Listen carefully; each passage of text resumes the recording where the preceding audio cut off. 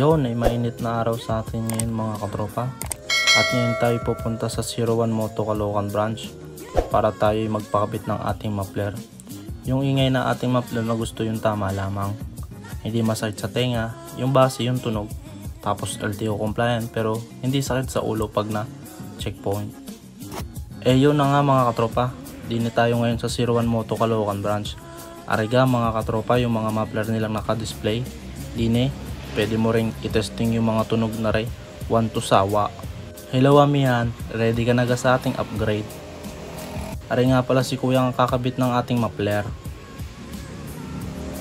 Natanggal na ni kuya ang ating stock na muffler. Sunod naman nilalagyan na ni kuya ng gasket yung ating elbow. Yun ay kinabit na ni kuya ang ating elbow.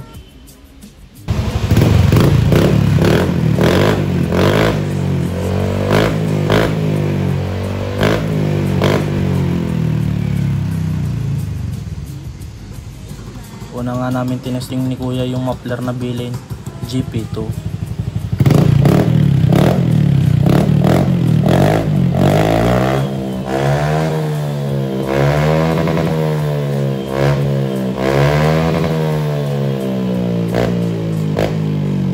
Sunod naman namin tinesting yung muffler na carbon. Maganda rin yung carbon kaya nga lang ay malakas yung tunog. Baka tayo mahuli pag ganyan. Yung tama lang ang ating kukunin. Pinakabit ko na yung gusto kong muffler, yung bilay na GP2 solid array. Aray ka, pakinggan ninyo, masatisfied kayo sa tunog.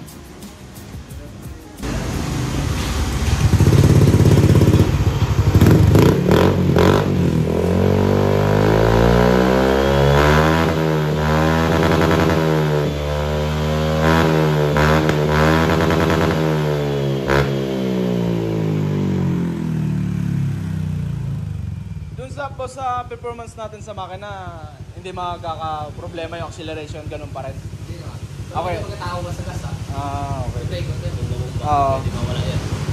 Sa gas lang, matatako lang siya sa gas. Depende naman sa throttle. Sa throttle din. O siyempre, yung kami iwasan natin. Yung throttle natin. Kahit sabihin mo pang hindi ka nag-ano. Pero ito sir, may medyo siya, sigaw konti. At umakit?